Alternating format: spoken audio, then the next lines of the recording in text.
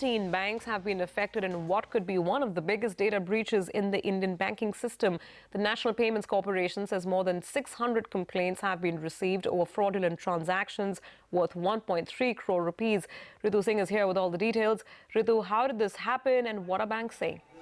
Well, 32 lakh debit cards across 19 banks that you mentioned have been compromised because of a data breach that happened at a private bank's ATM for an outsourced server, of course, which rests with a third party, which in this case, of course, has not been identified formally as of now.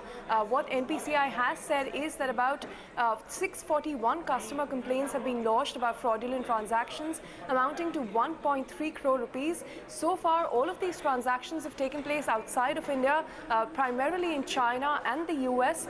Following this, a lot of banks have taken preemptive measures to ensure that the damage is not spread to more customers. What we do understand is that banks like State Bank of India, for instance, have blocked 6 lakh debit cards to ensure that there's no financial crimes. HDFC Bank has asked its customers not to use other bank ATMs and to change their ATM pins just to be on the safer side. ICICI Bank has by itself changed the pins of many of the customers that it believed were compromised already.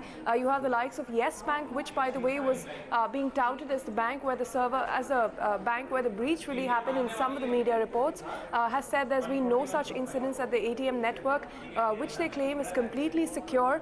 There's Axis Bank, which also reported a security breach last month, but which since then has been brought under control. It has reported the matter to the Reserve Bank of India as well.